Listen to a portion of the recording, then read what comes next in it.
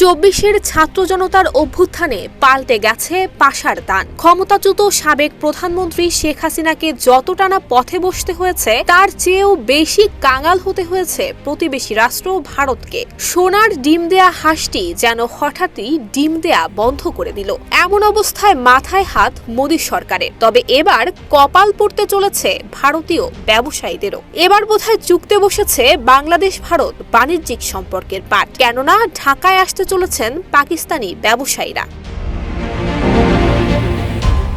ঢাকায় Pakistan high commission থেকে পররাষ্ট্র মন্ত্রণালয়কে দেয়া এক চিঠিতে বলা হয়েছে, বাংলাদেশের ব্যবসায়ীদের শীর্ষ সংগঠন federation of Bangladesh chambers of commerce and ইন্ডাস্ট্রির আমন্ত্রণে বাংলাদেশ সফরে আসছেন পাকিস্তানের ব্যবসায়ীরা। এতে নেতৃত্ব দেবেন এফবিসিসিআই এর সভাপতি আতিফ ইকরাম শেখ এবং সিনিয়র সহসভাপতি সাকিব ফায়াজ মাগুন। এই প্রতিনিধি দলে পাকিস্তানের বিভিন্ন খাতের শীর্ষস্থানীয় শিল্পপতিরাও থাকবেন। সফরকালে পাকিস্তানের ব্যবসায়ীরা বাংলাদেশের অন্তর্বর্তী সরকারের প্রধান ডক্টর মোহাম্মদ ইউনুস, বাণিজ্য উপদেষ্টা শেখ বশির উদ্দিন, বাংলাদেশ বিনিয়োগ উন্নয়ন কর্তৃপক্ষের চেয়ারম্যান চৌধুরী আশিক মাহমুদ বিন হারুন এবং রপ্তানি উন্নয়ন ব্যুরোর ভাইস চেয়ারম্যান আনোয়ার হোসেনের সঙ্গে সাক্ষাৎ করবেন বলে পাকিস্তান হাই কমিশনের ওই চিঠিতে উল্লেখ করা হয়েছে।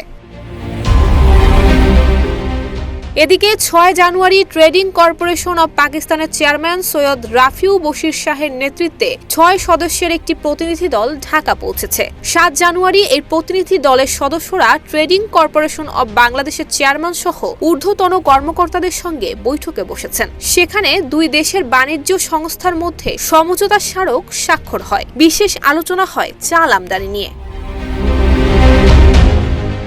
বাংলাদেশ পাকিস্তানের মধ্যে আমদানি রপ্তানি বাণিজ্য আগে থেকেই রয়েছে, তবে তার পরিমাণ খুব বেশি নয়। পাকিস্তান থেকে বাংলাদেশের ব্যবসায়ীরা প্রধানত বস্ত্র শিল্পের কাঁচামাল আমদানি করে থাকেন, এর মধ্যে তুলা প্রধান। এছাড়াও সিমেন্টের কাঁচামাল আমদানি করা হয়। অপরদিকে বাংলাদেশ থেকে পাকিস্তানে কাঁচা পাট, চা, তৈরি পোশাক, হাইড্রোজেন পারঅক্সাইড এবং ওষুধ রপ্তানি হয়।